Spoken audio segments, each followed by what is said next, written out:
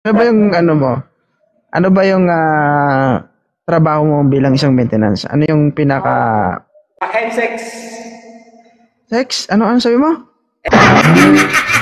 N-sex. Sex. Tanggalin mo nga yung N.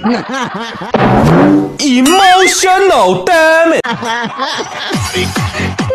Charot. Nagkakubaw ka? Ay, magkapit bahay tayo, pare. Shot puno na, shot puno. Ay, di ako umiinom, pero kumakain ako. Ayun lang. Oo. Doon tayo sa makakalamang tayo pag nalasing ka, sasakit ang ulo mo, di ba? Tapos mahihilo ka pa. Pag kumain ka, mabubusog ka, masasarapan ka pa. Di ba? Ana? May point ka doon. Oh, syempre, doon tayo sa lamang tayo. Huwag tayo magpaalkansi dong. Lalo pag mga chika babes yung kasama natin, pero hindi naman. Shit! Charot. Hindi no eh. Pag sa mga tropa dyan na mahilig mag-inom, pag nag-inom, yung sakto lang, no? Yung kaya nyo pang umuwi. Oo. Wag naman yung grabe naman talaga na left, right, grabe naman. Pwede naman mag left, right, pero yung hindi ka lasing ba? You know what I mean. Yung matatalino lang makaintindi nun, guys. Pustahan tayo hindi alisin ang mask. Ay, sinusubukan ka, pare. Sige daw, wag muna. Sige daw, tawag dito, 5,000 likes, tanggalin niya yung mask niya. Bakit? Parang duda kasi itsura ni Kuya. By the way, Kuya, ilang taon ka na?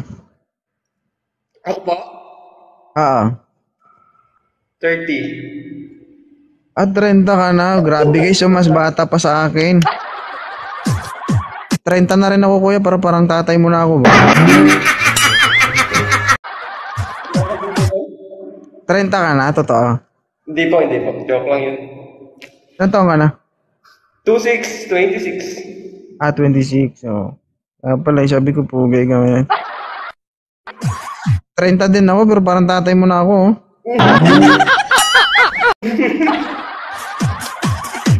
Ang sama ng mukha.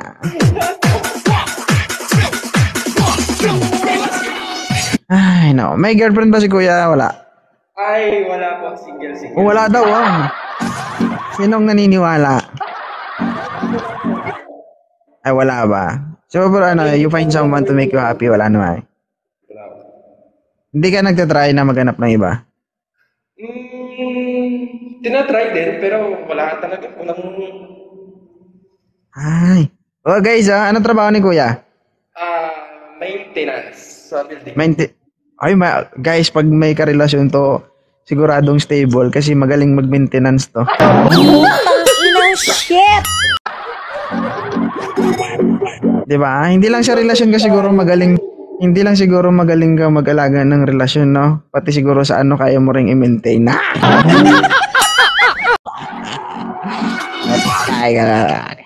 Siyempre, diba? Kung ang motor, change oil, ang tao, ino-overhaul yan. Tangin lang yan. Patay. Wala pa siguro pang ang galing ni Kuya guys maintenance. Ano ba yung mo? Ano ba yung trabaho mo bilang isang maintenance? Ano yung pinaka Paano ba sabihin? Sa N-sex. Sex? Ano sabi mo? N-sex. N-sex. Tanggalin mo nga yung N. Charot, grabe. Kakaiba ka usap si Kuya. Ayan. Ano ba yung tawag dito? Ano ba yung nakapaloob dun sa NSEX niya? NSEX ba? O 6? Parang ano ba, mga unit, may maraming ipis, condo, mga ganun.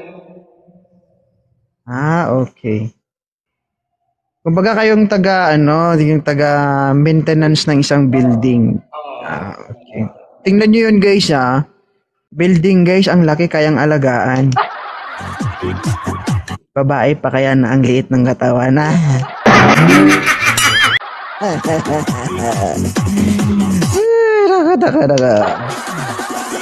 Okay, sinong interested guys? Anong pangalan po ni Kuya? Aldrin. Ano po? Aldrin. Aldrin Richard. Ayan guys. So yung guest natin si Aldrin Richard. Located at Cubao, MRT. Ayan, located at Cubao, MRT, Quezon City. His job is maintenance. Just what we call this